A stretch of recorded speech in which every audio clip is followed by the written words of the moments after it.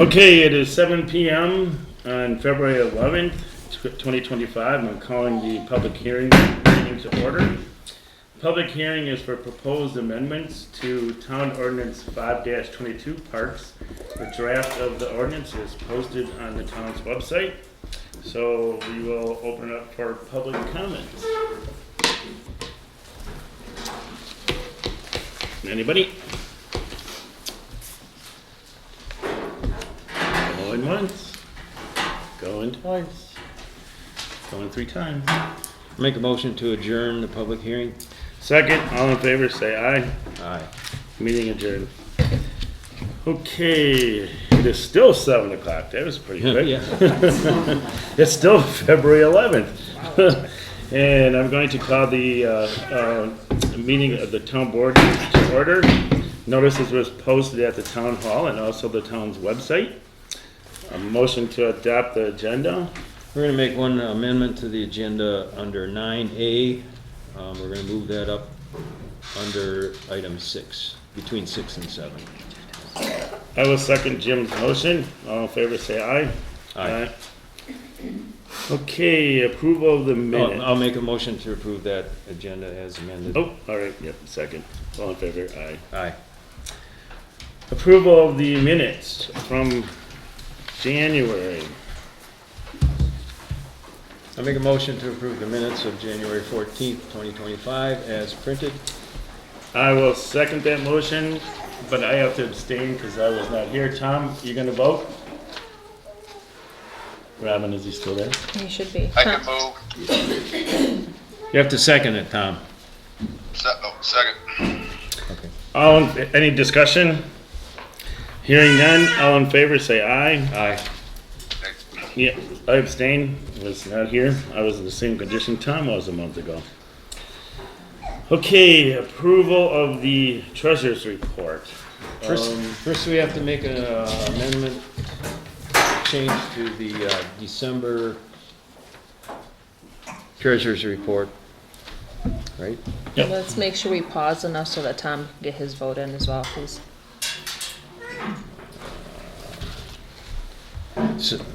So in lieu of, These 2 checks. we had checks that were written after the report, so the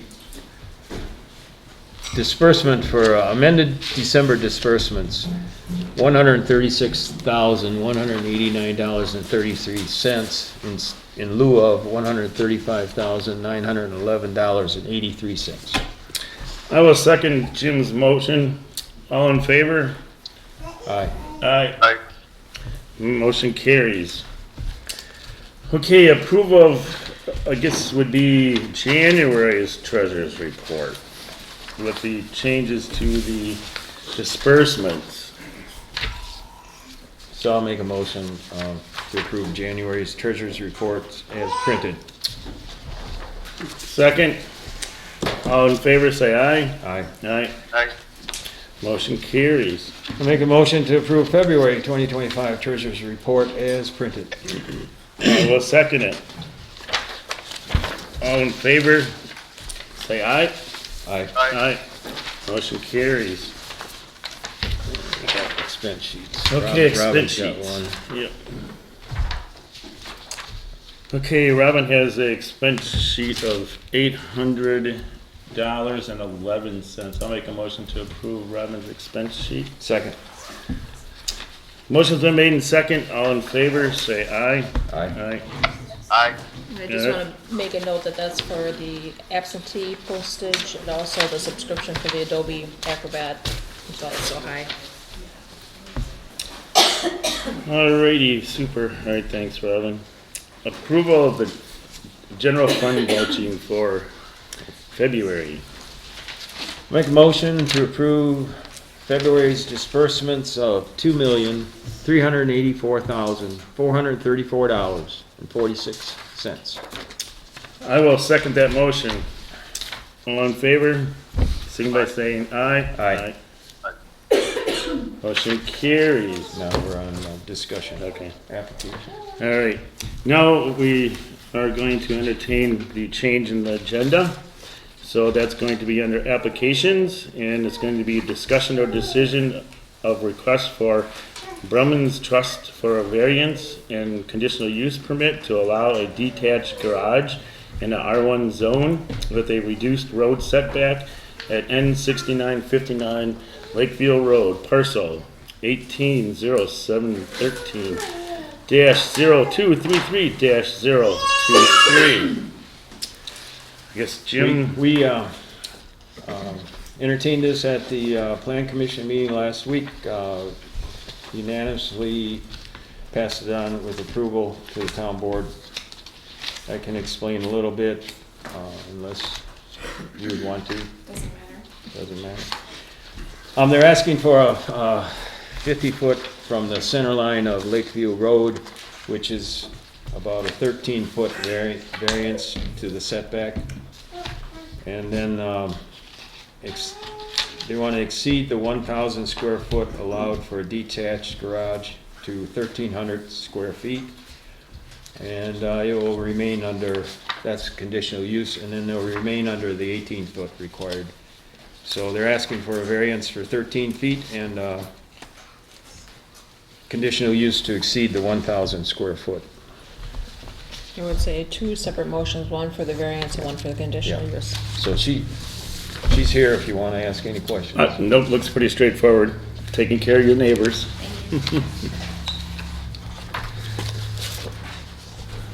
You want- I'll make a motion to approve the variance for the Brumman Trust.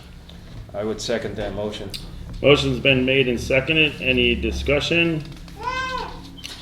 Hearing none, all in favor by saying aye. Aye. Aye. Motion carries. Now, conditional use. Okay, I'll make a motion to approve the conditional use for the Brumman Trust. Second that motion. Motion's been made and seconded. Any discussion? Hearing none, all in favor, signify by saying aye. Aye. Aye. Um, All right, You want, motion carries. Okay, and I will get signatures and then email a final copy to you and then to the county. You send it to the county? Yes, Okay. yep. Thank you. All right, thank you for coming. thank you.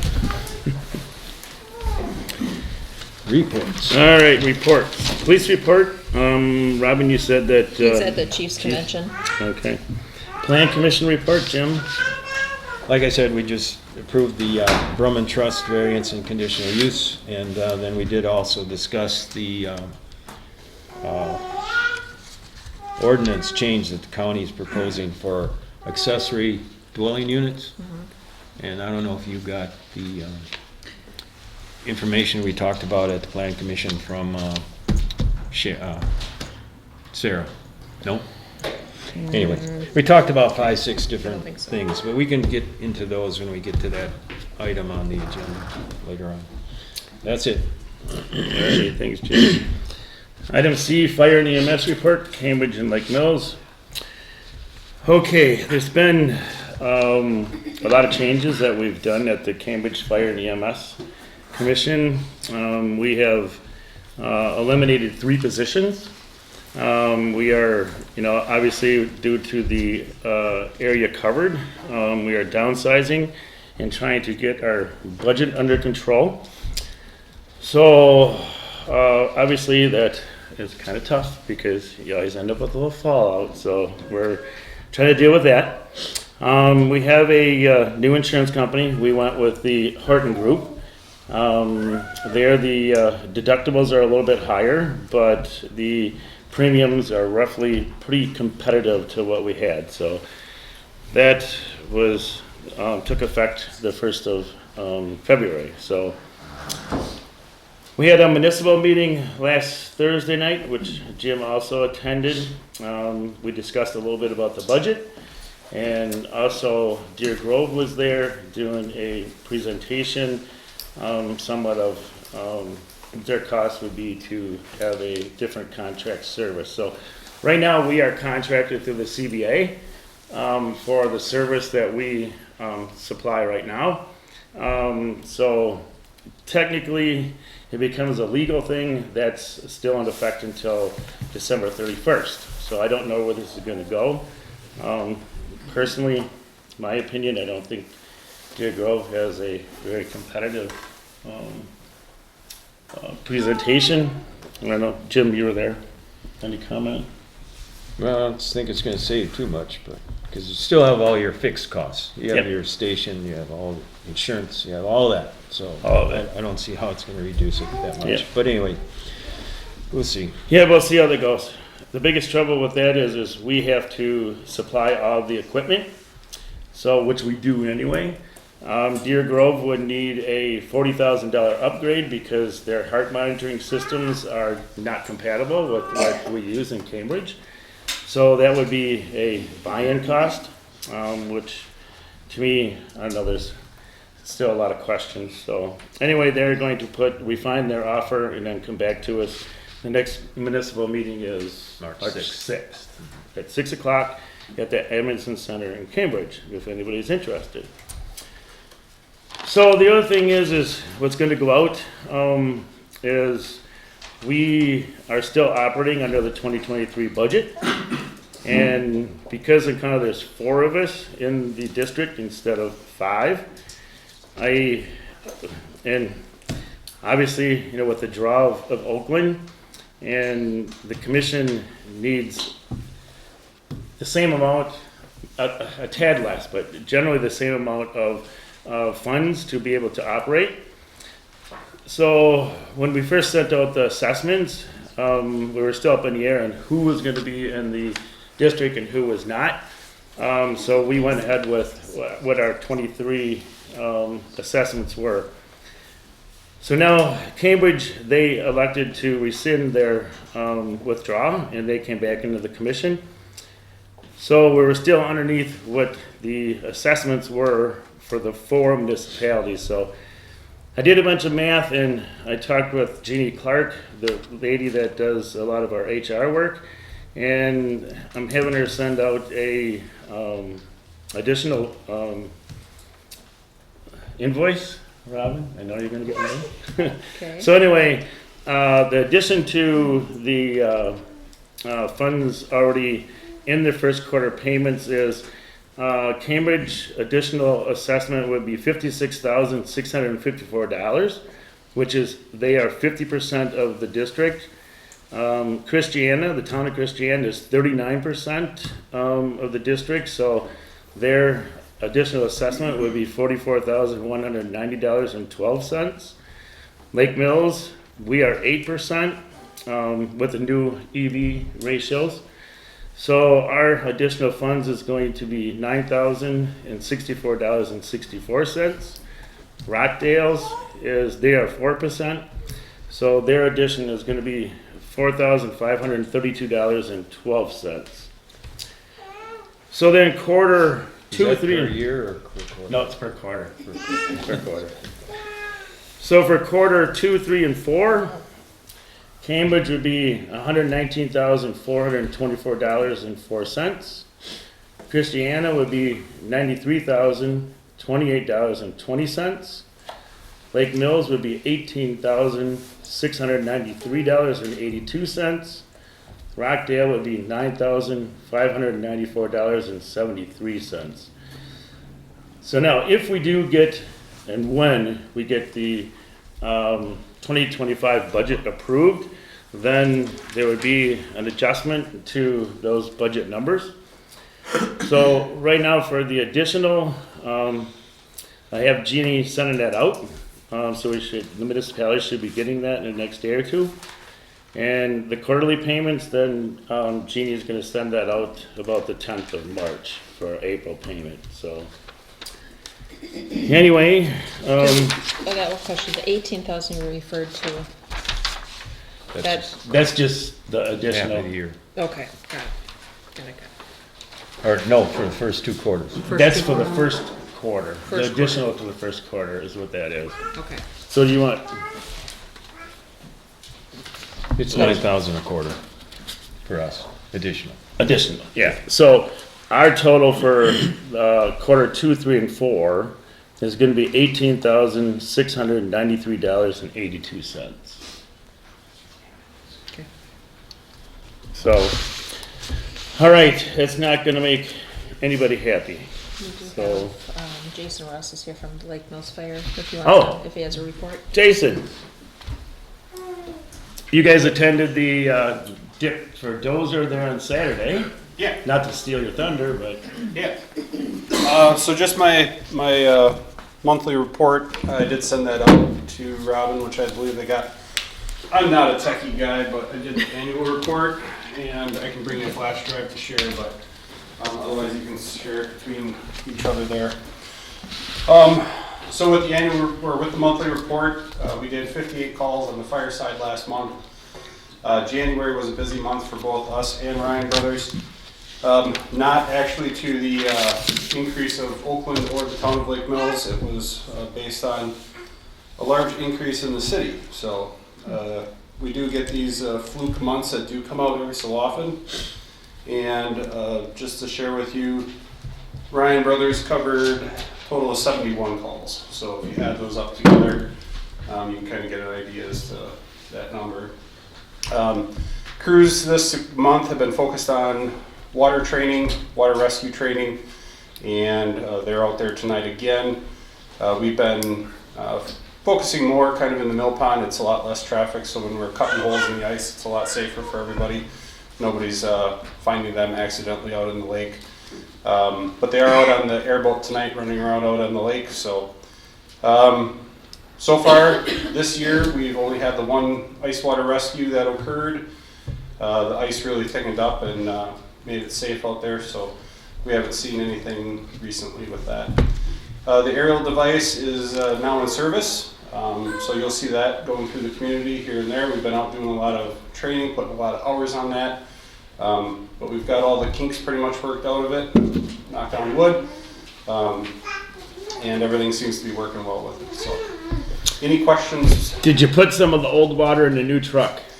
So, Huh? I am going to be doing a Okay. push-in ceremony. Okay. Coming up later this spring. I wanted to do it as soon as we were putting it in service. I'm not officially saying it's in service, Okay. but one of the ways to get training on it is to get it out there, run it, use it, put it through its paces. And yes, we will be doing a transfer of, the fire service is very deep in traditions, and one of those things is it dates back to the horse and carriage. Horses did not have a reverse that worked out real well. So when they got back after a call, they would actually push the carriage back in after they washed the horses down. So that's where the wash ceremony comes, or the push-in ceremony comes from. These vehicles are obviously getting more and more expensive, just like anybody who's been out there purchased a new car lately. You're seeing exuberant costs. But these vehicles are meant to last that 25 to 30 years. So big investment. We want to do it its justice. Let the community come down, take a look at what they're paying for, and get up close personal and ask any questions that you might have. So the only other thing that I have is February 24th is going to be our meeting with the townships. Okay. So 6 o'clock at City Hall. Sam Bell from the Finance Department for City of Lake Mills will be there. So Robin, I don't know, town clerks are more than welcome to come as well. So if you have any questions, you guys can feel free to ask away. 6 o'clock, 6 o'clock. serving dinner? Unfortunately not. Any questions from the board, or Does You must- does the fire truck have reverse now? these trucks do have reverse. The push-in ceremony, I'd have to disconnect the beeper to make sure that, it didn't look like we were actually using reverse, but. So. All right, Andy, thanks, chief. Thank you. all right. Obviously, there must be something important tonight, so I will take on out of here. Alrighty, sounds good, thank you. Joint Rock Lake Committee report on wake boat technology and presentation and recommendations. Floor is all yours there, boss. Thank you. Well, my name's Daniel Smith. I'm the vice chairperson for the Joint Rock Lake Committee. I guess I'd start by the fact that since we saw you last, if somebody was at the last meeting, Wendy maybe? Yeah, Wendy has stepped down, so Wendy's no longer with us. Pat has taken over as interim chair. Lauren is our secretary, and I'm the vice chair. We're looking for new members, if anybody's interested. We've had 2 working sessions since the last time you guys met. So on January 29th and on February 6th, and those were both working sessions based on finishing up this report on wake enhanced technology and coming up with our finalized recommendations for the town board. So I will go right into what our recommendations are. There's several people in the hallway. Do you want them to come up? Get some more chairs up before we get started.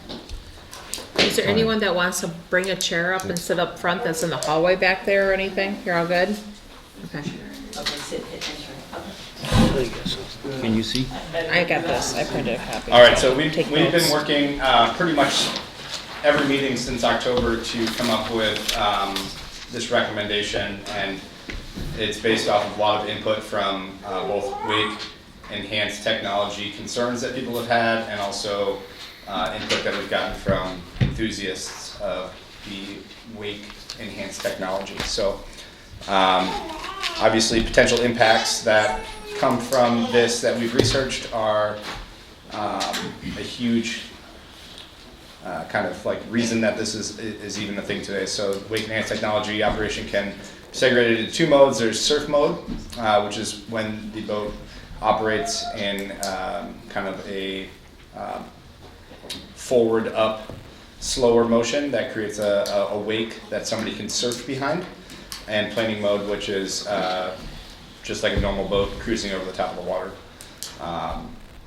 So those are 2 different ways that boat can operate. Go to the next slide. Some of the impacts that are a big issue with these boats are AIS, which is spreading invasive species into bodies of water. So one of the features of this boat is that it has a ballast that takes in a large amount of water in order to operate in the wake mode. And just like many other boats, this boat can't expel all of that water when it's done operating with the bilge water. It can get close, but it can't completely eliminate all that water. Another potential opportunity for AIS is the resuspension of sediments. So when the bottom of the lake is disturbed or the shoreline is disturbed, it can reintroduce AIS that's kind of dormant on the shorelines. These boats can potentially create large shoreline erosion from the wakes. And those wakes are generally much larger than normal inboard, outboard, and personal watercrafts. Another potential impact is that when this technology is engaged, if it's operating too close to shore or other smaller watercraft, it can create hazards for people on the lake. So after reviewing many scientific papers, reports by industry professionals, both for and against this technology, the JLRC, or the Joint Rock Lake Committee, has come to a recommendation of establishing a new town ordinance that would create a 30-foot depth and a distance of 700 feet from shore for operating boats using this technology. And that would really need adequate enforcement. And for that first year of enforcement would really be focused on education as opposed to penalizing people for this situation. So it would also include needing to implement an education program for responsible wake enhanced technology operation on the lake, and to educate boaters of the ordinance and the reason that the ordinance is in place to safeguard the lake and safeguard the other people that are on the lake enjoying it. This is an example that the Rock Lake Improvement Association has put together of what a 30-foot minimum would look like. So that red kind of jagged box in the middle is areas of the lake where this could be enjoyed. We looked at a number of other options as well. So one of the kind of like least, kind of down to the most, one was just to put education efforts in place that we could try and put together programs so that people could understand using this technology in a safe manner for the lake and for other people. Another option was to monitor developments regarding lake technology before taking action, so waiting for more reports to come out. There's still many different organizations that are working on putting together reports and recommendations that would potentially go in effect statewide, not only in Wisconsin, but in other states as well. We looked all the way down to prohibiting the entire use of it, or having a home lake rule. A lot of these things are just not legally feasible. So if we had like you have to decontaminate your ballast tank before you're able to enter the lake, there's no place that somebody could go to decontaminate their ballast tank to make sure that there's no water from one of the Madison lakes or Lake Geneva or some other lake coming into Rock Lake. And another thing is just to support statewide regulation and wait for the state to come up with some sort of plan and write and call and encourage them to do that. But we didn't end up actually deciding that any of these were our top options. So we held a public input meeting on this and also received many emails and phone calls throughout the process of putting together this recommendation. We have a full report, extensive document that we put together that we'll share with you all. But there were 9 speakers, 2 people that signed in opposition that didn't speak, 3 emails, 1 in opposition, and 2 rebutting that email. So those are just kind of the highlights of that. And that's kind of what we have for you tonight. We'd encourage you guys to take action on the issue. And yeah, I don't know if my team has anything else that they would like to say as well. Again, I'm Pat Stevens. I just add that one of the points and reasons why we came to this conclusion is we wanted to make sure that folks had an opportunity to enjoy the lake and use some of the investments they've made in regard to boats. And to do that, we tried to also impose some requirements that would try to ensure that you avoided some of the potential damage that could occur due to the boats. So that's why, from our view, we proposed both an opportunity for folks to still use wake boats on the lake in an area where the water is deeper and where you're further from shore, in order to allow that to continue. And again, providing a certain amount of protection against both potential negative impacts. So that's why we landed on that particular approach, and I think you'll probably hear a little bit different approach later on for the presentation. So if I'm law enforcement and I'm on the lake, and how do you tell the difference between a wake boat and a regular boat? It can be difficult. I mean,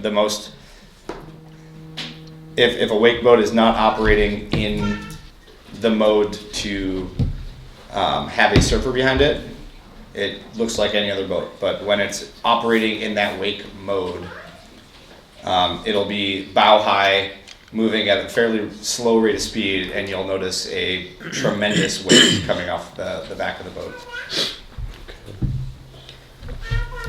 You say tremendous wave. What's your estimation of the height of that wave? I mean, I read a lot of these reports. They talk about Sure. 15, 16 inches, but I was out there with a 2 foot to 30 inch high wave. So this 15, 16 is not realistic Yeah. on some of those boats. Yeah, I mean, many reports have varying information on them, and I think that it varies by boat, the different technology on the boat and the amount of ballast it's able to take in, the shape of the fins,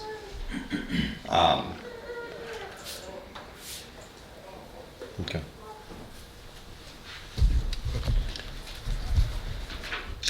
Any other questions? All right, Thank you. thank you. Alrighty, Tom, do you have a chairman's report that you would like Oh, to? there's more. Oh, I'm sorry. Yeah. Go ahead. I'm Tom Krejci, W7852 Shore Acres Road. I'm one of the RLIA board members, and I would like to present our review of the information and what our proposal would be. So as of the end of last month, 36 municipalities in 16 different counties have passed some type of regulation on enhanced wakes. Many of these ordinances were put in place last year. However, the Mequon ordinance has been in place since 2009. There are about 30 additional municipalities actively working on ordinances. Currently, 31 ordinances ban enhanced wake recreation, including Lake Ripley. That is the light green on this chart. 2 ordinances, dark green, started out with some type of restriction and then converted to a ban. One of these was a distance of 700 feet from shore, as you've already heard, and a minimum depth of water of 20 feet. And the other ordinance was a minimum of operating 300 feet from shore. The yellow represents the remaining 6 ordinances. 5 of them are from the same county and restrict enhanced wake activity to exist more than 700 feet from shore. The last ordinance is 600 feet from shore at a minimum depth of 20 feet of water and includes a home lake rule, meaning that either your boat has to be decontaminated or it stays in that lake for the entire season. And the idea there is to minimize the transfer of invasive species. So on this slide is the RLI recommended ordinance to ban enhanced wake activity on Rock Lake. Please note, this ordinance is meant to ban a specific activity, not a ban of any specific category of boats. The same basic ordinance has been approved throughout Wisconsin and in Jefferson County. When surveyed, 86% of RLIA members wanted some type of meaningful regulation concerning enhanced wake activity, and almost 2/3 of those responding advocated for a complete ban. Some RLIA members own wake boats, as do some of the RLIA board members. Allowing use of ballast tanks on Rock Lake exposes the lake to greater likelihood of infestation with new aquatic invasive species. According to the Jefferson County Land and Water Conservation Department, nearby lakes have 22 invasive species not found in Rock Lake. Here's a pie graph identifying the most common incoming lakes noted by our Clean Boat, Clean Water inspectors. Of greatest concern is the spiny water flea found in all of the Madison lakes, accounting for 8% of our visitors, and the quagga mussels found in Lake Geneva and Lake Michigan. Last year, Lake Geneva accounted for 3% of Rock Lake visitors, and Lake Michigan, 4%. Ordinances are a deterrent and influence social behavior. Most boaters are law-abiding. However, the ability to enforce an ordinance is important. Other lakes with bans report good compliance even without regular enforcement. Lake Ripley's town police chief reported excellent compliance with their ban. Understandably, compliance with a ban on using ballast and operating a boat in a bow-high manner for an extended duration is easier to identify than restricting enhanced wake activity to a specific area of the lake. Repairing damage to Rock Lake would be extremely difficult. It's not like reseeding your lawn. Rock Lake riparian wake surf enthusiasts may be very conscientious and operate in a specified zone. However, what about incoming boats? Rock Lake has a very complicated lake bottom with many structures and mounds, and those ledges and mounds predict good fishing. On this chart, an avid Rock Lake fisherman outlined in yellow where he's seen spawning, and in the dark blue, some of the best fishing locations. These are areas close to previously proposed sports zone and are at risk due to potential bottom scouring. Rock Lake could become a destination lake as more boats are displaced from lakes who have restricted enhanced wake recreation. Our clean water inspectors recorded an increase in the number of boats from Lake Ripley this past summer. Boats could also shift to Rock Lake as other lakes like Geneva and Delavan become too crowded. In 2023, 6% of our incoming boats came from these lakes. For a municipality, this discussion appears to be a battle of conflicting science, and you may hear some of that during the public comment session.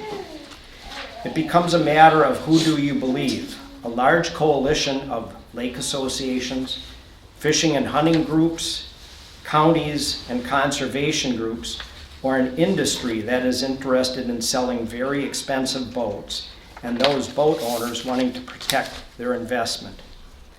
Undoubtedly, a ban is the most protective action to take for Rock Lake. However, it is also important to underscore that it does not limit the vast majority of recreational opportunities. Residents can still water ski, tow kids, raft up, sail, swim, fish, and enjoy paddle sports. How can the RLIA help?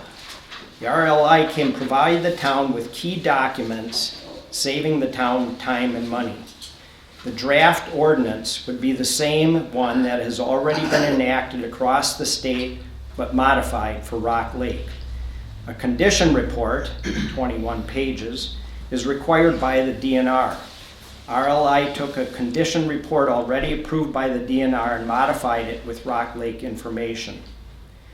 The RLIA can also supply an updated transmittal letter to Warden Webster. Lastly, working with the Joint Rock Lake Committee, the RLIA could help educate recreational users with a mailing to riparian owners and the RLIA membership. Another possibility would be to work with the county to develop tools to help our boat inspectors remind incoming boaters of the new regulation. Thank you.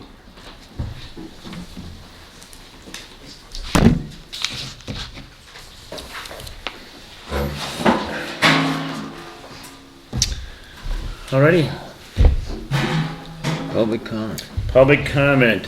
Already got, How many, what's that, Jim? Or did Tom have? Oh, yeah, Tom, I'm sorry. Yeah, did you want to do a chairman's report, Tom? Just quick, our roads, I was able to get out and do some shouldering and potholes earliest ever, so that was a good thing, with cooperating weather. And at the county, there's some big changes. Bill Kern, I think, retired as commissioner. They have an interim commercial, Sean Haslip. So there's a lot of moving parts at the county right now, so just have to keep an eye on that. And then in state, there was something that just came across with the 25-26 salt contract. That's all I have. Okay. When does that 25-26 salt contract have to be executed, Tom? I didn't get to the whole email. We just got the email today. Yes. Oh, okay, email, Yeah. okay. so it could be on next month's agenda or, Yep. Correct. Okay, yeah. alright. Thanks, Tom. Okay, public comment. Please keep all comments to 3 minutes. So my first question is gonna Or be, less. what's that? Or less. Or less. If How possible. many are here to speak on the wake boats? Is there anybody else here that wants to speak other than the wake boats? So everybody's wake boats? Okay. We will give this until 8 o'clock. So we'll squeeze in as many people as we can. So, If there's something that's been said already and you just want to, say that you support that original comment to keep it short, that helps too. make sure that you sign in, fire number, and if you live in the city or the town of Lake Mills, or if you're a visitor to the Rock Lake, would be good information. Hi, good evening. My name is Morgan Guy. I live at 600 Pinnacle Drive, Lake Mills. Thank you for your time tonight. I stand before you as a third-generation Rock Lake resident, a parent, and a concerned citizen. For 37 years, I've witnessed our lake serve as a gathering place for families and create lasting memories, children, and build confidence, where children can build confidence through water sports. Personal story, Georgie, my daughter, who's with me tonight, learned to wake surf last year.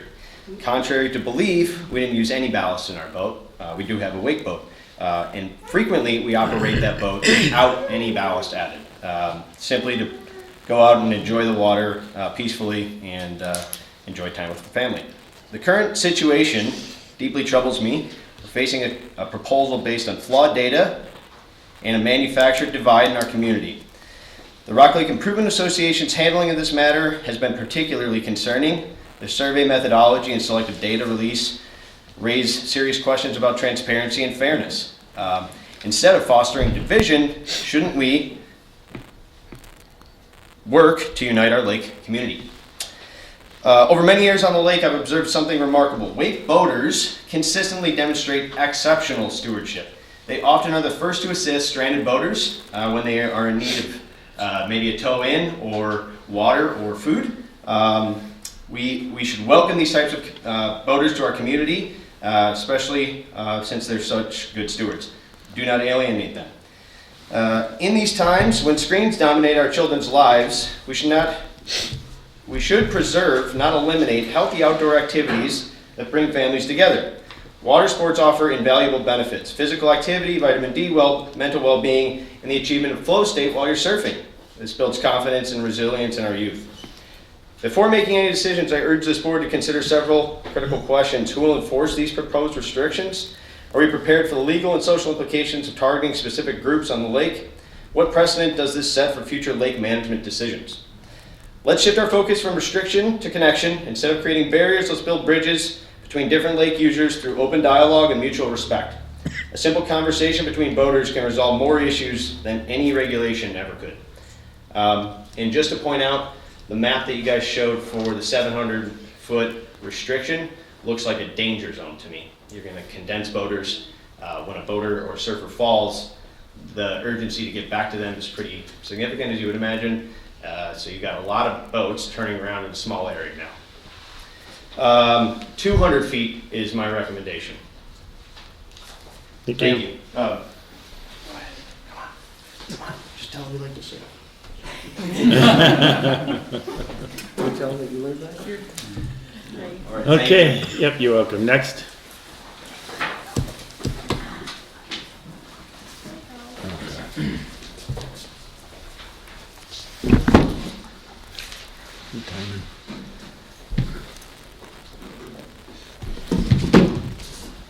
Hello, my name is Scott Polster. I own a sports boat on the lake that I keep on the lift for the last 3 years.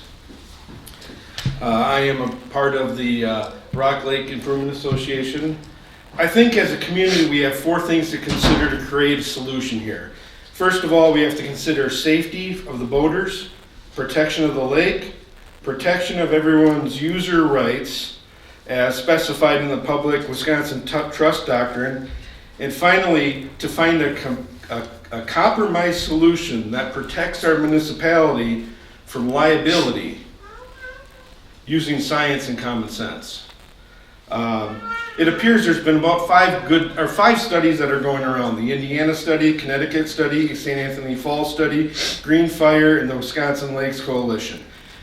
For wake enhancements, they're recommending between those 5 studies between 10-foot water depth and 30-foot water depth, and between 200 feet from shore and 700 feet from shore. I believe the science lies in between those numbers, because everybody's swinging it their own way and trying to negotiate. On January 25th, the RLIA changed their position from, we were working with them, from a wake zone to a wake ban. They stated that last fall they had a small wake zone that was not followed widely by riparian owners, and it was quite small and it was not very well known. They also stated on their January 25th email, no other municipality has implicated a boating ordinance with a sports zone yet with a QR code. That is true. There is, although, several lakes that are doing recommended sports zones on their lake, and it's been it's actually worked. I've contacted Powers Lake, which is 15 minutes east of Lake Geneva. I talked to the district chairman from Powers Lake, Neil Coombe, and he stated in 2023, their fall meeting, and I got this document for you. At the 2023 Powers Lake, they had a very contentious with a lot of arguing about surf boats and different depths and distances. They put this wake zone in, which is right here, and I'll give that to you. You got about 30 seconds or so. And it was successful at the end of 2024. They actually worked with a owners group association for the boaters on the lake. They worked together, and at the 2024 meeting, it actually, they stated that they only had one comment, and it was positive, and they had no negative comments. It's working very well. Pewaukee Lake just voted not to do an ordinance. They're gonna do the same thing. St. Germain is working. They have 5 lakes in St. Germain they're dealing with right now. They're all working together. Big Saint's gonna make an area. Little Saint decided not to have any ordinance. Lost Lake is gonna not have an ordinance. They're gonna have an area also. I'm wrapping up here. Okay. We made a group, Rock Lake Water Sports Group, was formulated 2 weeks ago, and we had 17 people on a Zoom call, and other people have been joining it. We want to work with the RLI and with the Rock Lake Joint Committee to make the area and make it successful. If you have an area, it has to be successful. Okay, we need to wrap it up. Yep. Past And- 3 minutes. So that being said, I think we need to find a compromise solution that protects the municipality and the liability of, and use the science to make an area on the lake. Thank you. Thank you. Next. 6 minutes is gone, almost 7. Hi, good evening. Thank you for allowing me to voice my opinion and concerns. I'm against any regulation. Well, Where let's you are- state you your are- name Oh, and I'm sorry. address. Yeah, Make my sure name you're is- signed in. Dan Barnish, and I'm a resident of the town. Okay. Thank you. I'm against any regulation that restricts the use of wake boats on Rock Lake. For 15 years, my family and I have been fishing and enjoyed fishing, wake boating, wakeboarding, trick skiing, and wake surfing on Rock Lake. In these 15 years, I have not noticed a decrease in fish population, no changes to the shoreline that I've noticed, except for people doing remodeling, and they get away with that. And no increase in the phosphorus levels, according to Colton, last time I heard from him. And I haven't seen any increase in weeds.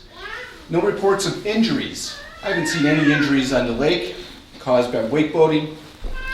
I am a part of the Rock Lake Improvement Association, and I believe that leadership is quite biased right now and not reaching out enough. It's been one-sided, inaccurate information, not using science fairly. There has been no research done to our lake, and let's let that happen by a respectful, qualified research institution. I ask the town to deny any further restrictions than what already exists until our lake has been studied. It is also illegal to discriminate against one boat or restrict our freedoms to use the lake. If limitations are placed, it needs to be on all boats that are similar in weight and size. This includes large pontoons, tritoons, and large cabin cruisers on boat that can create just as big of a wake. Thank you. Thank you. Thank you. Next. Hi there. Hi. My name is Holly Barnish. I live on W8129 Manchester Lane, Rock Lake Estates. I have owned a wake boat and kept it on Rock Lake since 2018. The 2 words that I think of when I reflect on our family experience on Rock Lake are pure joy. Here are some pictures of my son, Alex, at age 10, learning how to do the sport, falling, trying to do it. And the sport is that important that this is a senior picture. He has dress shorts on, and this is what hangs on our wall. So it's very important to my family. My kids are, my other twins are in college in La Crosse and Madison and are part of the wake boat and water ski team. We moved to Lake Mills in 2023. In 2024, we joined the Rock Lake Improvement Association. My husband and I are concerned about the health of the gem of our community, Rock Lake, and we do monthly garbage pickups. You'll see us on the north side walking the shoreline. So the wake boat regulation really started with the Rock Lake Improvement Association as a source of misinformation and scaring the public about the unjustified harmful effects of wake boats. At the first meeting that we attended, we listened to a presentation about how wake boating on Cedar Lake has decimated the lake. It was a gloom and doom story. There was also a video that circulated on the community page that said that the only reason this lake was destroyed is because of wake boats, no other reason. To anyone listening to this presentation, you could see how you'd be alarmed and immediately assume that wake boats are terrible, but there was no explanation as to other factors affecting the health of Cedar Lake.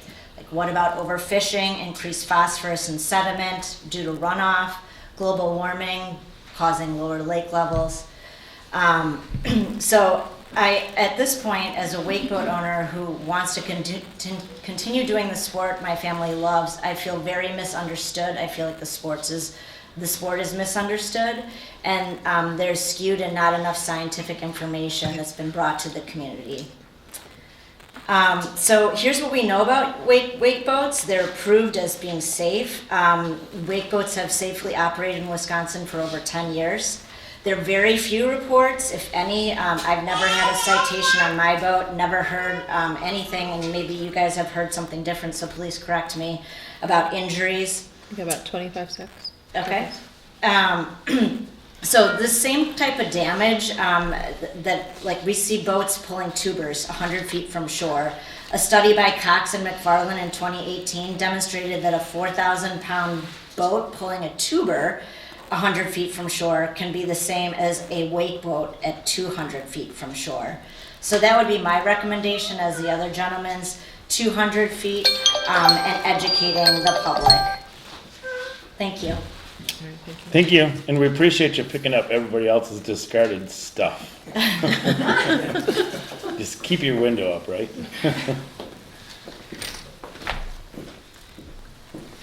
Hi, I'm Molly Myers. I'm here representing the Myers family. We're at 545 Griffith. This is Benjamin.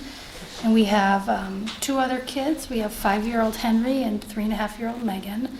We moved here a couple years ago. We do have one of the boats on the lake that has a ballast. I'll say we don't move the boat to other lakes, so the discussion of the cross-contamination of the species really isn't maybe necessarily an issue for everybody, certainly not for us. I'm curious as to how many other boats move around.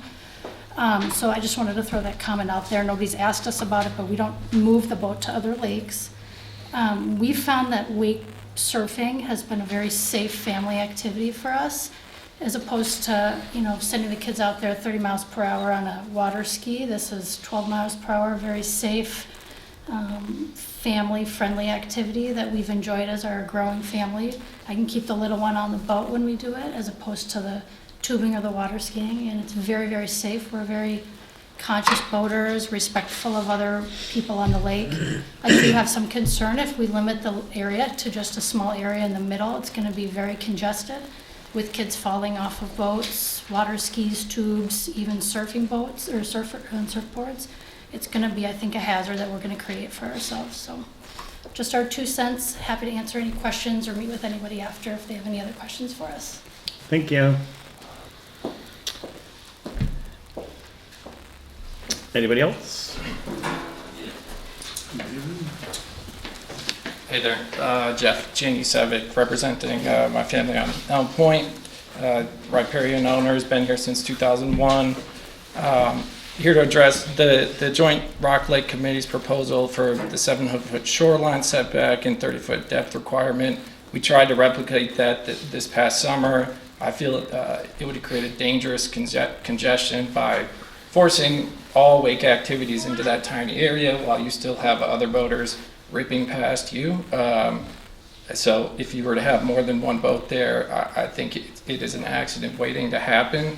And the RLIA, their survey or their proposal on the complete ban really relies on selectively chosen data that ignores current peer-reviewed science. So, if you were to look at the Lake Ripley boat census, which they did 4th of July weekend, they had 33 non-wake boats and 7 wake boats, show up. So basically a 5-to-1 ratio.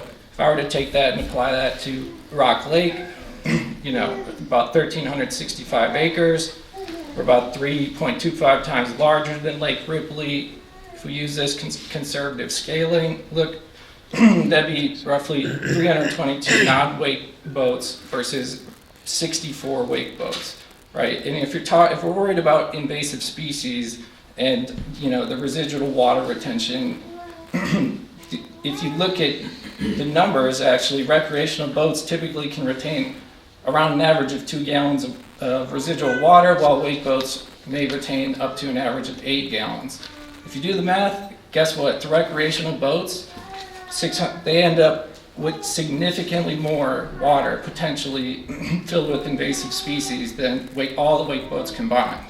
But here we are facing selective targeting on really what I would call biased, somewhat junk science. So let's address the 3 main concerns with peer-reviewed science from the Journal of Water Resource and Protection. First, the shoreline impact.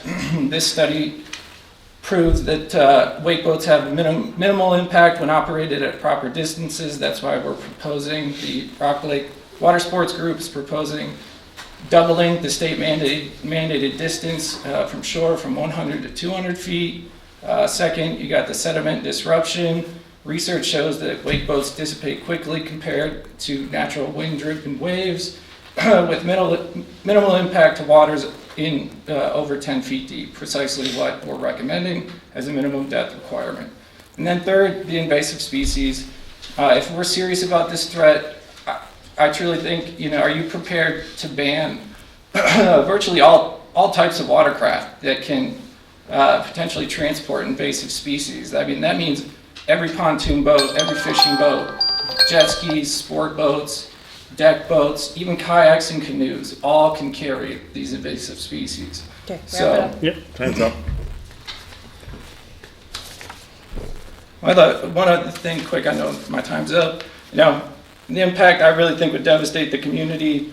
There's associations out there, restricted lakes, lakefront properties and surrounding properties could decrease by an estimated 30% in value. You're going to lose tourism revenue from Madison, Milwaukee, and really destroy family traditions. So we're recommending doubling the state mandated shoreline distance from 100 to 200 feet and establishing a 10-foot minimum depth requirement, and then support comprehensive invasive species education.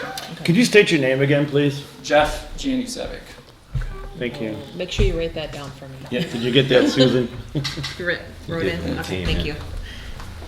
Well, all right, time for one more.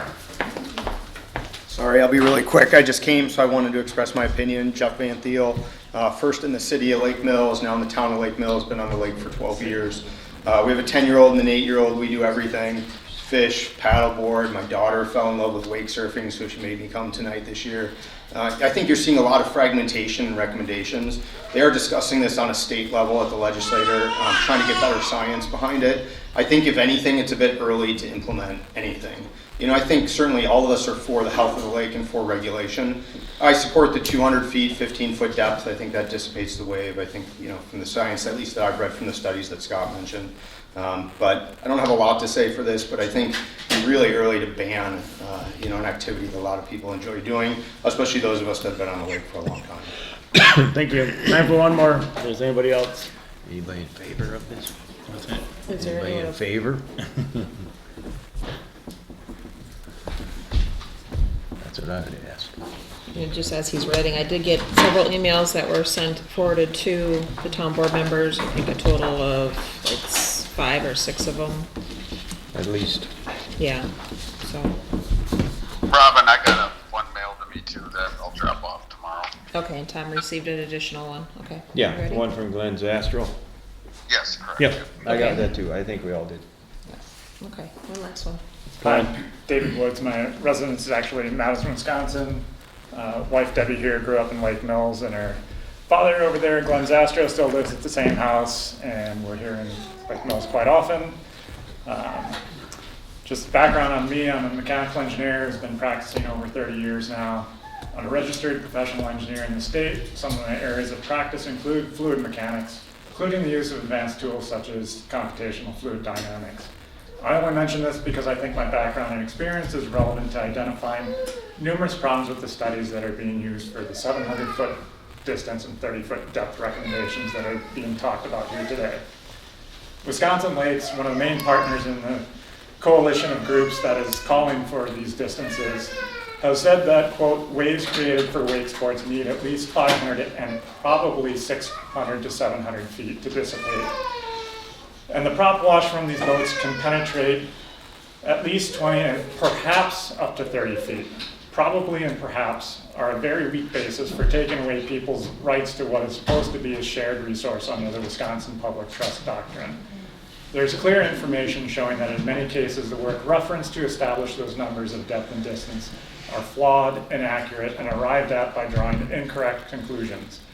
Any ordinance based on incorrect information undermines its credibility and introduces liability. Other reports, such as the San Antonio Falls paper, has incorrect rationale for a 700-foot setback based on incorrect energy calculations. Paper has largely become discredited and is not properly peer-reviewed. In fact, one of the peer reviewers has said that it was amateur hour dressed up as science. There were so many fundamental errors in the understanding of the science and collection and analysis of the data that it was embarrassing more than anything. The reviewer that said that was Greg Cox, who has many years of experience as a maritime engineer, and his PhD thesis was completed 25 years ago, covering wave action and shoreline erosion. When my wife and I started hearing growing reviews or growing news about the wake boats potentially causing harm, it generally caused us a lot of concern. About 40 When- seconds. What's that? About 20 40 seconds. Okay.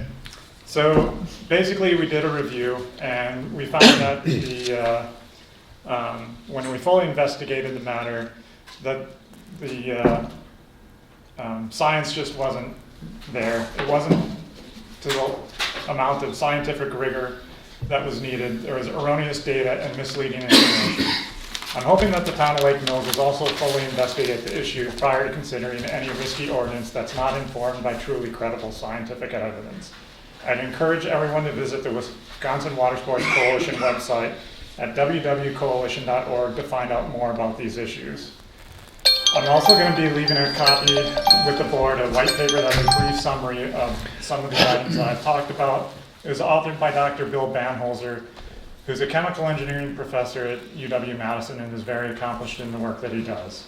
He can't attend today, but has graciously offered to present his full findings to you to beyond just the summary and some other time via Zoom meeting or meeting in person if you'd like. I'd be happy to arrange that if that's something that you'd be interested in. Also should mention that what Scott was talking about with the Water Sports Coalition, they have resources such as a graphic designer and offered to help out the town in compiling educational materials such as website content, pamphlets, and other things to help with getting better cooperation in the community. Thank you for your time. Okay, straw vote. How many people in this room, I know a few have left, are in favor of having wake boat restrictions? And thank you. And how many are against having any type of restriction? Looks like a 50-50 about without counting. 2 to 1. Without counting, yeah. 2 to 1. 2 to 1. Thank you. So is that a true statement, not that I'm questioning it, but is that a true statement about wake boats have a slower speed to get the same effect? And do wake boats tend to be thrill seekers and go faster? Could you restate that? So Is it a true statement that wake boats can go slower for the same effect? Which Versus- effect? versus- are you Yeah, what thinking? effect of what? Versus water skiing? Is Yeah, versus a regular boat. If the typical speed for wake surfing is between 9 and 14 miles an hour. Okay. And the idea is to keep the boat from going on plane, is to maintain what they call transition speed. All Okay. boats have a transition speed. They start out, they accelerate, the bow rises, the stern drops, and then the boat climbs on plane. It applies to a rowboat, I mean, a little fishing boat, aluminum john boat, to a big, any kind of boat.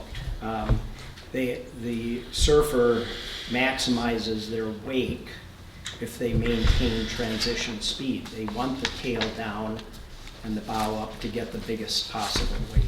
Okay. 9 to 14 miles an hour. So a regular boat. That was a false statement. Can I bring some truth to that, please? That was a lie. Yeah, it was a question I had just for clarification. We really don't want to engage. If you would like to forward information to us for everybody to review, I that'd would love be to be a public fantastic. speaker, but you're cutting the meaning off. He just lied to you guys. The trim tabs level the boat up. When, It's our meeting, it's not your meeting, Fair so. enough. Okay, all right. We So, set the yeah, rules. If- just if this trying to comes- get if it the comes idea to a of, point where we can there's- talk about it later. if it comes to a point where there's an ordinance, there'll be a public hearing on the ordinance as well. So So- there'll be more opportunities for public comment. All right, thank you. Appreciate your guys' effort in attending the meeting. So, business, discussion or decision on fire contract with the city of Lake Mills.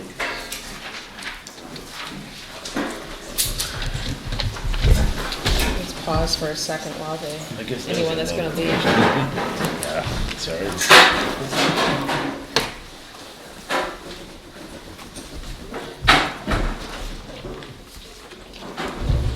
Yeah, we have God, that phone's hard to hang. Let's have a comment first, so just let them do their comments and fine.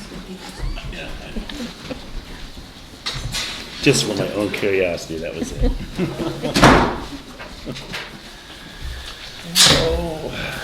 So, Got a copy of the ordinance, or the contract with the city? Yes, Dan, or not Dan, Drake sent me one just the other day, which was pretty much the same as any changes I had made, which was that updated date of 2025 rather than 2024 in the very first line. The only question I have is, do we need Sharon to sign this, or should it be the town clerk signing this? They use the treasurer for these signatures. clerk, yeah, that should be the clerk, Robin. Okay, so then we'll use the copy that I created.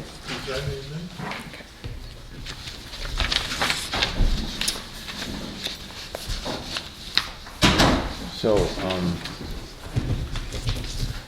no, there's no decision being made tonight on the wake enhancement at all. We don't even have an ordinance in front of us, so it's not on our agenda. It's just presentation and then public comment, so. Thank you. There's no decisions being made here tonight.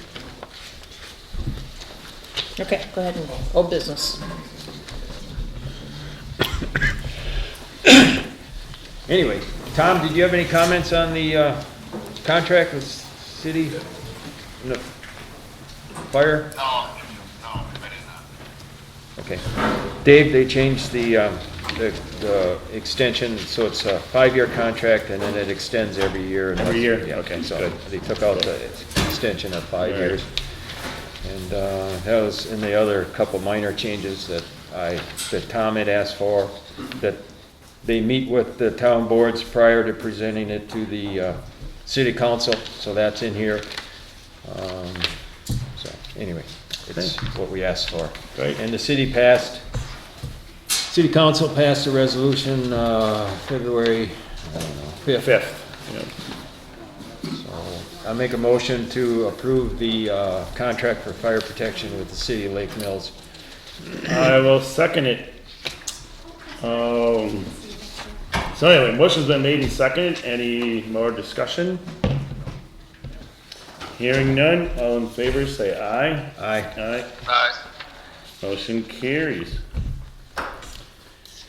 Okay, discussion and decision of adoption of the proposed amendments 5-22 Parks Ordinance.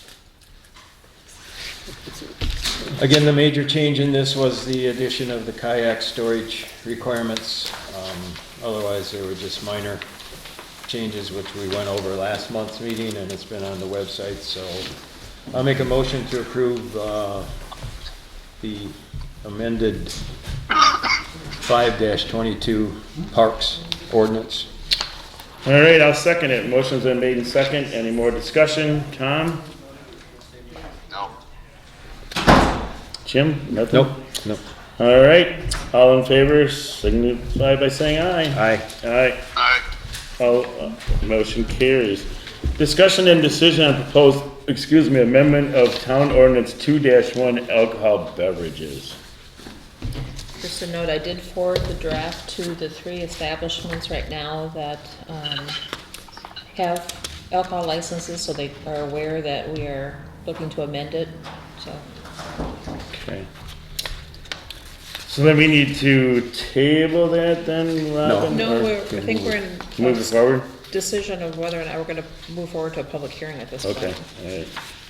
I'll make a motion that we move forward to the public hearing on proposed amendments to Town Ordinance 2-1 alcohol beverages. I'll second that motion for discussion. Okay, motion's been made and second. Any more discussion? Yeah, the attorney made a few suggestions in his letter in review of the ordinance, and I assume, Robin, you're gonna move that one item around or do what he's asked for, I guess, basically. Which item? Well, There's been on some the few reserve words. license, he said it should be under fees, not where we had it put, so I assume that you'll move it I believe to where I he's suggesting. have done that already. You did that already? Yes, I believe I did. Okay. I will double check though before we sign anything. Yeah, so he wanted it added under section 217A 3E. So I assume you'll do that. And then under let's see. So 217B or D, number 6.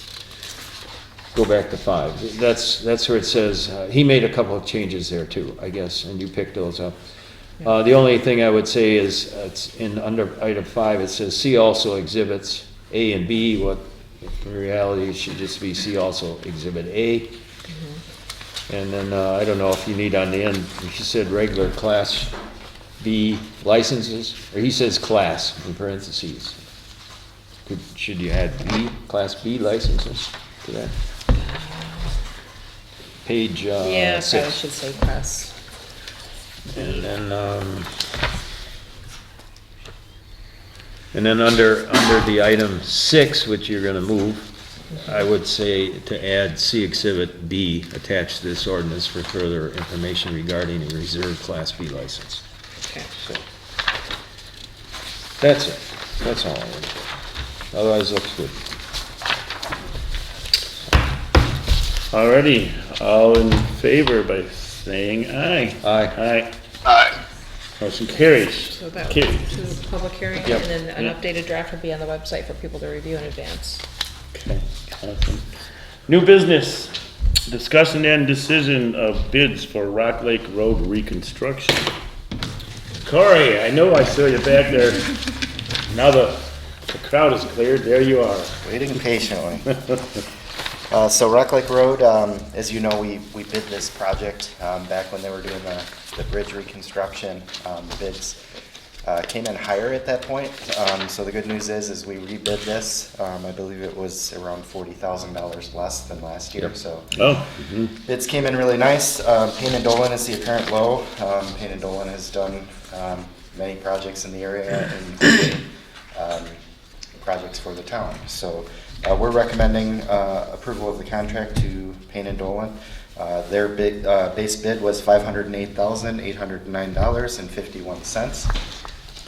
For budgeting purposes, I'd recommend kind of just having some money on the side as well, because This is a unit price contract, so when we go out there to do construction, when we do proof rolls, for example, we might encounter more soils that are soft that need to get replaced to make a sound road for the future. From a budgeting perspective, 10% is probably a decent place to be, just from a financial perspective.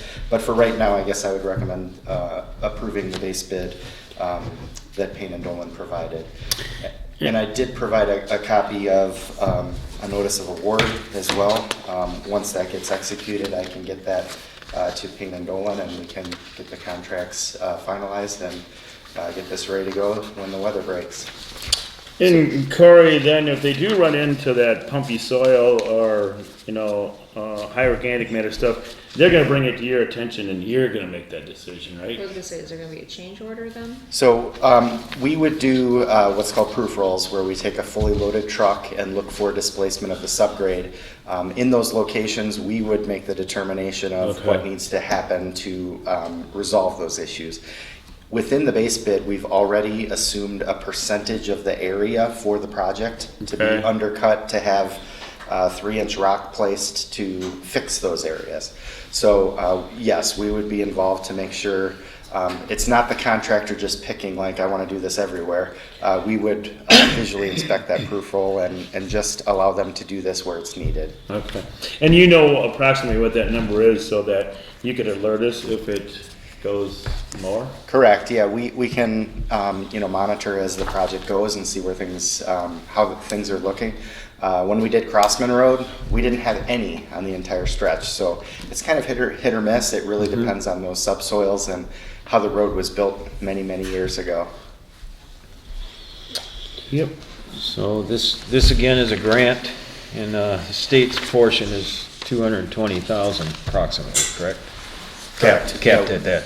We do have the capped grant, and that is a reimbursement grant, so the town will need to pay for the work and then ultimately get reimbursed by the state grant. Yeah. And we have, on our treasurer's report, we have $500,000 in that highway fund. Okay. So that's what I was just gonna figure. If everybody watching, the next board members pays attention to it with the help of Robin and Sharon, and depending on, hopefully this road will get done earlier in the year. So by midsummer, should have a good idea of whether we have to borrow any money or not to pay the full amount and then get reimbursed. I'm thinking, it's looking like we might not have to do a short-term loan, but anyway, that's for the next board to figure out, so. Yep. So that would be dependent on the rest of our winter too, I would assume. Correct, yeah. Yep. Very weather dependent. Yep. So far so good, but looks like it's gonna change. I make a motion to accept Payne and Dolan bid of $508,809.51 for the Rock Lake Road reconstruction. I will second that. Motion's been made in second. Any discussion? Tom? No. Jim? Nope. All right. Motion's been made in second, and all in favor, signify by saying aye. Aye. Aye. Aye. Motion carries. Item B under new business, discussion or decision of bids of North End Boat Launch Project. Okay, so similarly, this was put out to bid publicly on Quest, so bidders can go online and put in their bids. We received 4 bids for the project. The bids were very favorable. Our budget and the grant amount was based off of a $180,000 construction budget, and our apparent low bidder is Janke General Contractors. They came in at $153,217, so pretty good bid there.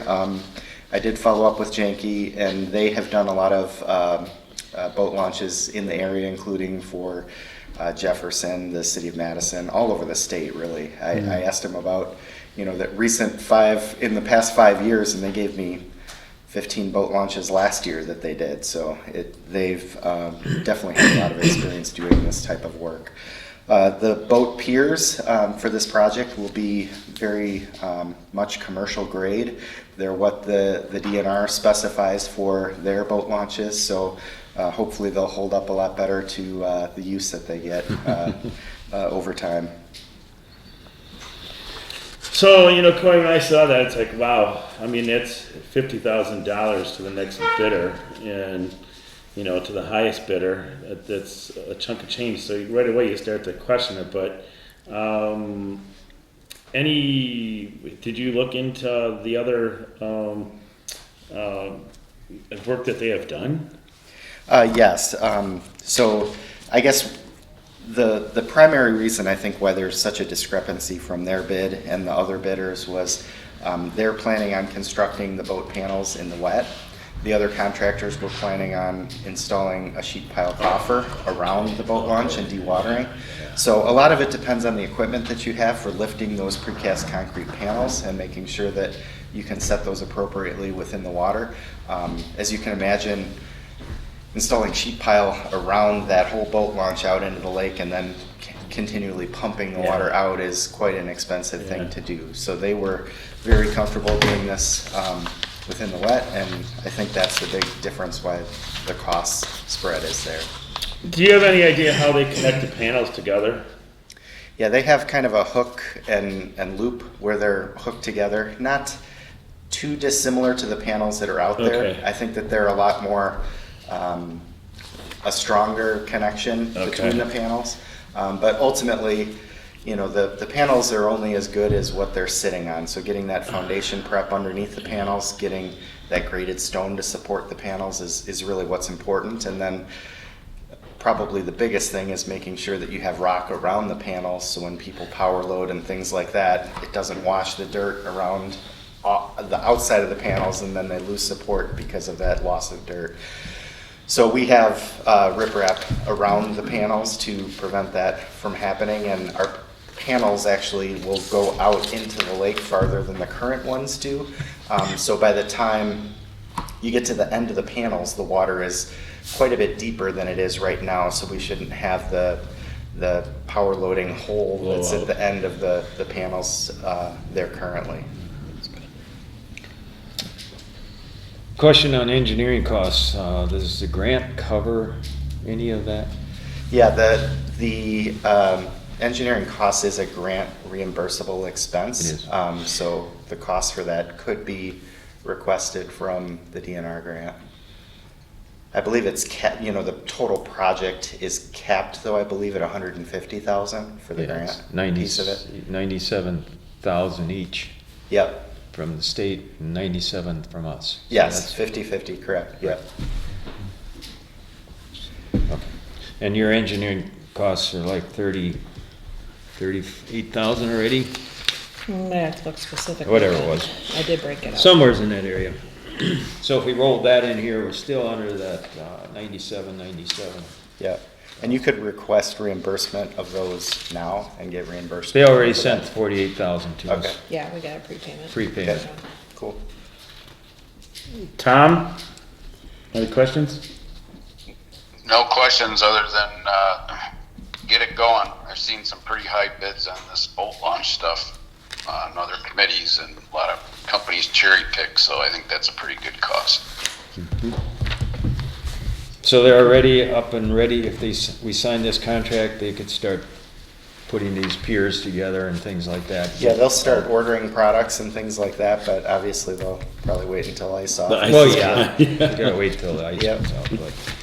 That'd be good Anyway. because we're, you know, Sharon was concerned about selling the boat launch permits, and if that launch is tied up, people need to know that in advance. Right. So, I don't remember the exact dates, but we tried to really put a tight time frame on getting this done, you know, early before the launch is gonna be packed with people wanting to get onto the lake. Okay. Opening day of fishing season, right? Make a motion to accept the bid of $153,217 from Jenke General Contractors Incorporated for the boat launch reconstruction. Second. Motion's been made in second. Any discussion? Hearing none, all in favor? Say aye. Aye. Motion carries. Thank you. You betcha. Thanks, Corey. Discussion and decision on town property and maintenance contract for parks mowing, ditch mowing, tree and brush work, and also the dry pond maintenance. Okay, so all these contracts are sort of coming up where we needed to renew them. So right now we have one contractor that does all of this work for us. And I know like some of them were kind of first year, 1 year contracts, and now it's time to decide what we're gonna do moving forward. So we put it all together into a draft of one contract for all the work, since it's all very similar work, to look at and consider. Yeah, the only thing I had, Robin, is on that bold line at the top there, to add tree removal and brushing. Got it. So at the very top of the title of it, should be town property maintenance of dry ponds, ditch mowing, park mowing, and tree removal? And Tree maybe removal. brushing or whatever the Brushing. language we're using? Yep. Okay, Yep. got it. So do we want to put something in here for the emergency response? What does Matt do? Is that just T&M? I know, prior, when you made that phone call, it was $100, and then it was T&M after that. So On Tom, emergency. Page 3, Yeah. 6, emergency tree service. Shall be directed by the town chairperson or a designee when the need arises, and shall prioritize the immediate safety needs of the Yeah, town. that's usually middle of the night when he gets the phone call. yeah, I know it, yeah. But we need to know And what it's the been windy. cost would be, if we can kind of nail down a cost, so it's. Right, yeah. Okay. Well, I guess is my only thought, but. Or like, I like mean, you if- said, time and material, or is it If per it's just, call? yeah, if it's just time and material, you know, then that's nice. But, Well, on page 2 of He's 6. pretty much done time and material on all Yeah, that. yeah. That's Yeah. not the tree Says stuff, an that's hour good. of rake. because Nelson always used to charge $100 for the phone call, then T&M. Yeah. We'll give him an extra $10 for getting that going. Yeah, just picking up the phone. I know. Dave, are you awake? Yes, I'm always awake at 3:30 in the morning. Okay, so we just need to get an idea of the cost to be added to the contract. Any other language changes of the contract itself? Did we capture everything? Yeah, I just don't think this is needed, but, because it's explained. Oh, You've got it all crossed. Yeah, that's gonna lined be, up. yeah, I just, Okay. that was just a part of the, I'd like to personally see a longer term contract just because he's picking up work in other municipalities and I would like our municipality to be priority. okay. Well, she left that blank, so do you want to suggest many a years? year? I think it should be similar to the fire contract, 5 years. 5 years? Okay. All right. Works for me. He's local. He lives in the town. Mm-hmm. So what's the next step? Just to Finalize approve the the changes and contract. I think we need to have him give us his, updated pricing, yeah, okay. or estimates, and then review that, then decide from there. So Okay. you want approval of the, I'll make a motion to approve the Town of Lake Mills municipal contract wording as amended tonight and as highlighted in red. Second, motion been made in second. Any further discussion? Hearing none, all in favor, say aye. Aye. Aye. Okay, so then that will come back as a future agenda item to actually nail down his costs or his estimates for this and get in, and then enter into the contract with him. Right, yeah, and then he may want to put a escalator in it too, I'd assume, if you're gonna go up 5 years, I would imagine. Well, I think we'll let him decide that. Oh, yeah. We'll go from there. Yeah. Okay. Alrighty, item D, discussion of decision of replying to the survey from Jefferson County zoning in regards to accessory dwelling units and their regulations through the Jefferson County zoning ordinance. And accessory dwelling unit ADU is defined as a secondary home on the same property as primary residence.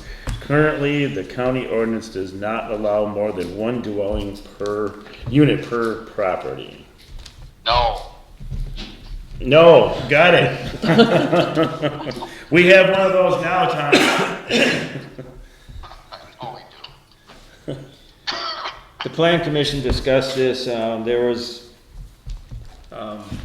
recommendations from them that, it would have to be attached to the existing dwelling, be under 1,000 square feet, or no more than 1,000 square feet.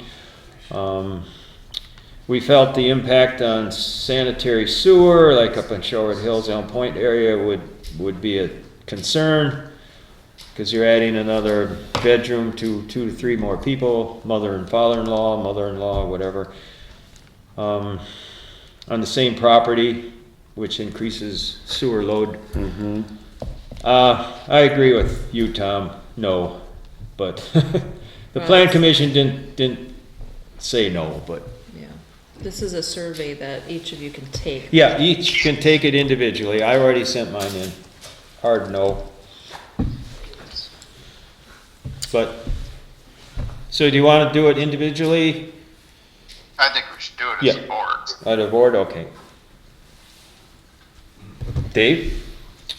Tom's no, I'm a no. Yeah, okay, good enough. I'd lose anyway. So do you want me to send in the survey on behalf of the town board, or you guys do your individual surveys? Because they said you both. As a town board. Got it.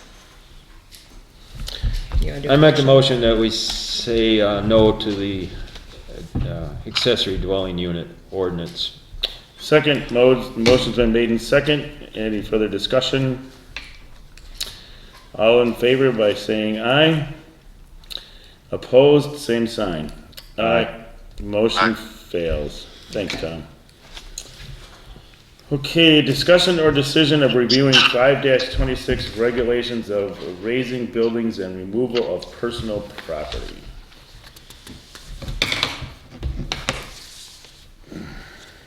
This ordinance has been sitting in the town for quite a while. It was a draft for a while, and I guess Hope got it passed. It was pretty confusing as to what it related to.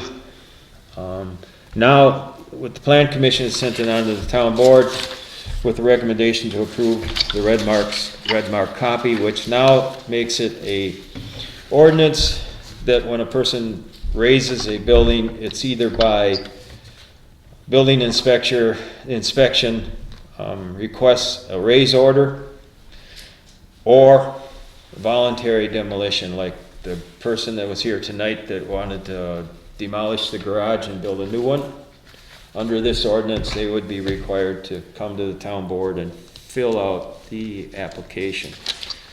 And right now, we've been having the raise permits go through our building inspector. Right, correct. So. It would control the demolition for mostly soil erosion, things like that around the lake that go on all the time. Up in Shoreward Hills, they tear down a small building, build a bigger one. So it's got requirements in there for that. For capping. And capping wells, Yep. filling hole basements. Stuff blowing around. So, anyway. Yep. The next step for this is to move it on to public hearing. I'll make a motion that we move the demolition and raising buildings and removal of personal property ordinance onto publication. Public hearing. Public hearing, I'm sorry. And publish it on the website. Right. Second that motion. Motion's been made in second. Any further discussion? Tom, you good? Good. All right, motion's been made in second. All in favor, say aye. Aye. Aye. Aye. Motion carries.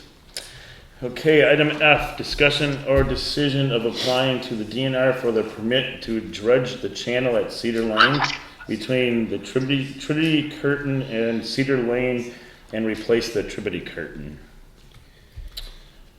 We talked about this back in August of 2022. There was a motion passed to get prices on this. Town never did that, so Wasn't this tabled indefinitely or something? No, August of 2022, we passed a motion to get prices. This was just to do the area along the road right of way, correct? Right, yeah. The road and where the curtain is. Yeah, we were all out there and looked at it, yep. Protect the culvert, yep. Right. Yep.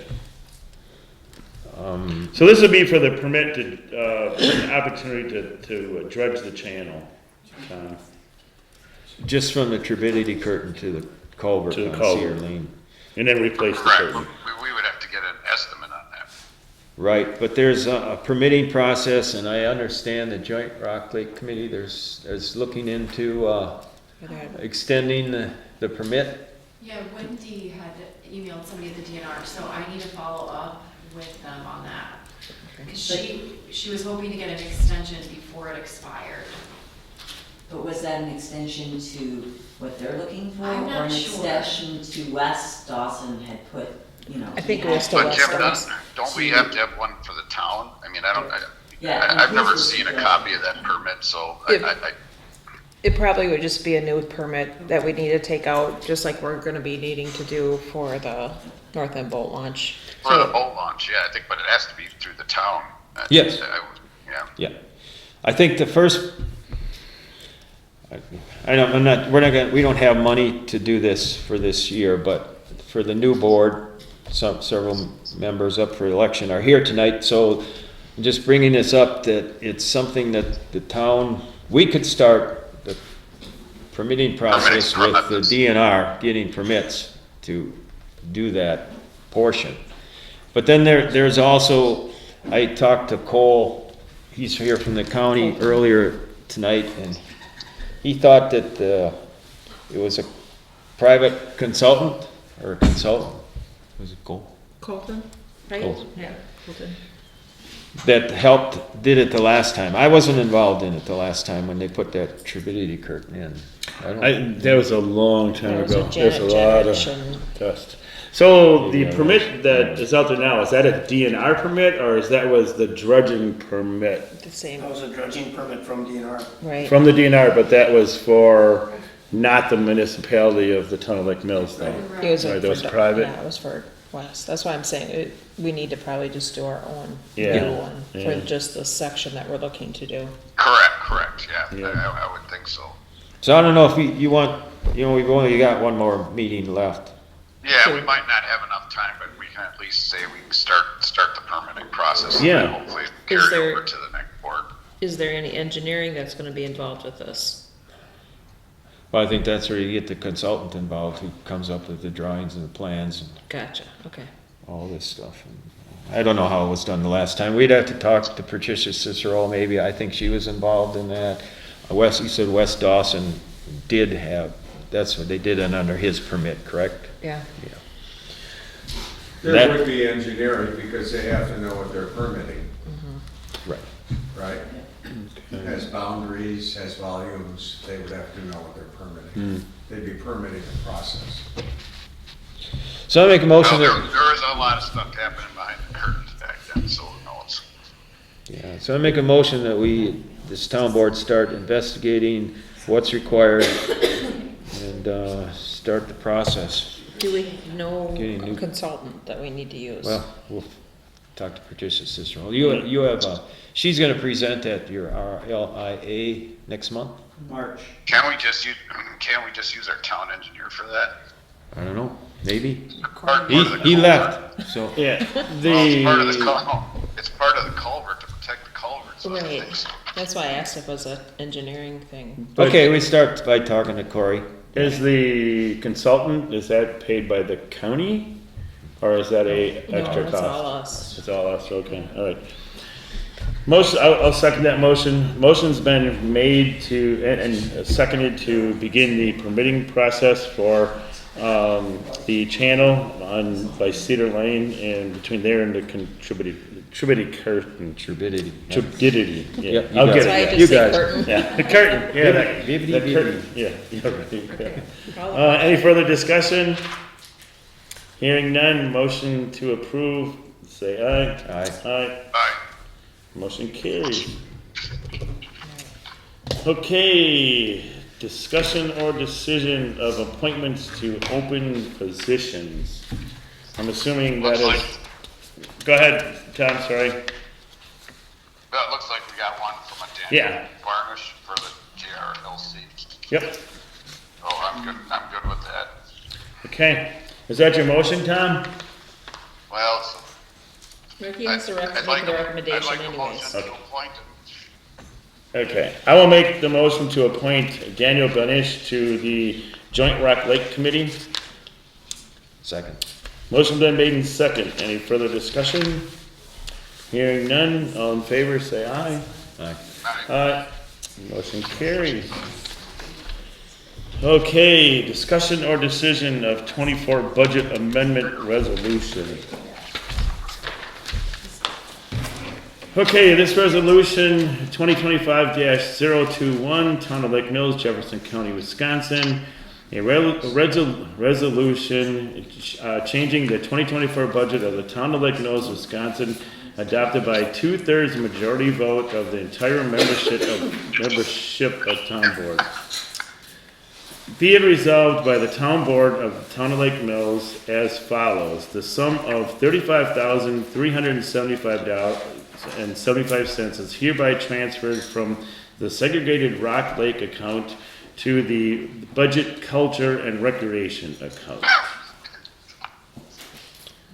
Make a motion to adopt the resolution 2025-0211 as read. I will second that. The motion's been made in second. Any further discussion? Hearing none, all in favor say aye. Aye. Aye. Motion carries. Correspondence.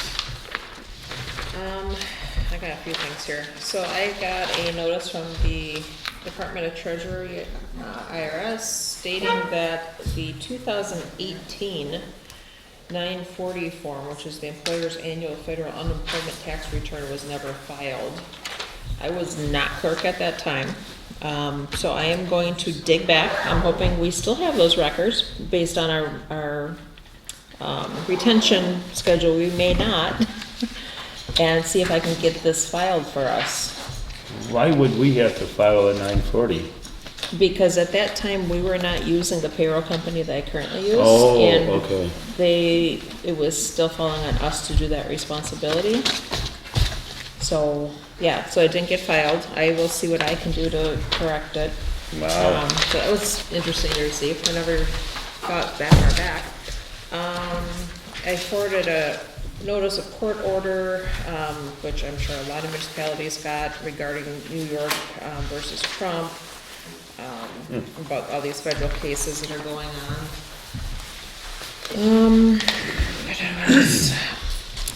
We have the salt contract email that came in that the new board members will need to be on top of right away, or we take care of it beforehand. Also got a notice from, it was InterQuest, who said the Wisconsin Elections Commission is also providing grants up to $600 for municipalities to transfer to the .gov email addresses, which we are currently in the midst of doing. I got a letter today from the Rock Lake Estates Board of Directors of regards to pothole issues, road conditions, photos. I haven't read it yet because I literally just got it today. Also working with Tori Smith from Tech Solutions in regards to the .gov email addresses. And I forwarded some emails to you guys. Is everything looking like on course of what we figured that we budgeted for before I say let's get this done? I got the information I needed from Chief as far as how he wants their email addresses to look. It's basically going to be at a cost of $92 per month, or if we decide to have them do the monthly maintenance service of $22, so it would be 92 plus the 22, so we have to decide, yeah. So there isn't no hourly charge then? If they have to... There will be initially for the setup, and that's Yeah. where this grant is gonna help cover that initial setup. okay, yep. And probably maybe like the first month or Yeah. something, So, yeah, I think it looks fine, you know, especially with the part where you take the identifying names off it, you know? Okay, that's- you wanna keep it that way rather than having names associated I to think it? so, because whenever you're gonna have a change, then, Yeah. you know, but then it's easy for those guys to do. I Yeah, so, and guess. it's a great timing too, because the new board will be coming in, so I'm glad it's gotta happen, because part of the requirements are coming up, so it's good timing on all around. Mhm. The other thing I wanted to bring up with the new changeover with the board members, I know we have a lot of different things that we manage, especially when it comes to financials and debt managements and such, and we don't really have any policies on it. So I did some research, and I think I provided you guys with some samples. I would like to see us look at getting a debt management policy, maybe some financial policies in place that we can talk to the new board members with and make sure that way it's just transfer this information as well. You guys have got it all in your heads to transfer it over. It'd be great, and get it on paper. So it's something to work on. Yep, nope, it's fine. No debt. No debt. Yeah, we're doing great. We got the money set aside for the projects we have so far, so we're not paying a lot of interest. Just because we have money in the capital outlay doesn't mean you can spend it. Yeah. Yeah, plan. Yeah. All about planning. We could have a disaster. Okay, that's all I have for correspondence. Alrighty, any discussion on future agenda items? We have Salt. salt. Yeah. We've got the ordinances. The two public Public hearings. hearings. Yeah, public hearings and then the adoption.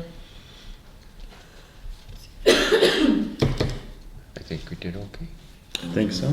Cleared it up. Let's see, I think there was a few other things. We've got the contract for the maintaining town properties. Yeah. Yeah, great. What else? I don't know. Anything more as far as like the bids for Rock Lake Road or North End Boat Launch that you think could pop up that we need to? No. I think there's some language in the Parks Committee ordinance to manipulate to just some small language changes. Are you gonna make those? Yeah. Draft it for us and then bring it forward? More meeting is quarterly or as needed or whatever. Just something pretty simple. Okay. We do have appointments that we need to start considering pretty soon. And their term ends at the end of April, just like yours, so this would be something that'd be at the April meeting that should be appointed, the appointees being done. Well, that's new board members, right? No, that's still you guys, because we meet the Oh, second Tuesday. No, we meet the second Tuesday for the monthly meeting, the third Tuesday for the annual meeting. That's what you're gonna do? That's what we've been doing. Yeah, okay. Um, I got one, I got two more to go. You got That's two more it, to now go. it's three. That was one. You can't leave quite yet, Jim. All right, so. That's a countdown. Some of the appointees that are coming up are on the Plan Commission. I talked with Steve Nass and Sarah Muka, and they are both willing to continue. Those are the two on there. We'll have a new board member, town board member representative on the Plan Commission, depending how the election turns out. Joint Rock Lake Committee, we still have one vacancy on there. Parks Committee, we have a vacancy. Public Works. Well, it'd be two because Rick would be up, I think you said. Yes, Rick will be up for reappointment. The Public Works Board, currently Tom is, but then you have Jason Shearer kind of filling in for you, so that would be a change. And then Fire Department ones, Dave? Yes, no? Wow, twist my arm. We'll see what happens. Yeah, so there's some things coming up where we'll need more individuals and such, but that's where we're at with appointments. Are you sure it's not Greg Foley? When was Zecon? Steve Zecon? He was from, He's in the town. yeah, I He have to look just took back. the last year of Steve Zecon, didn't he? Yeah, he did, didn't he? Yeah, so I'll he's double up. check. So Greg He's- is up, okay. Greg So is Greg, up. Sarah, I think and it's- Steve were up, and Jim Batiste was. Can't be Sarah. You're going We at just- two. Oh, yeah, we're on, okay. We'll So double check that, but It's Steve and Greg. I I'll think. ask Greg if he can, plans on continuing, and then we'll look back at the appointments, make sure I have that. So, either way.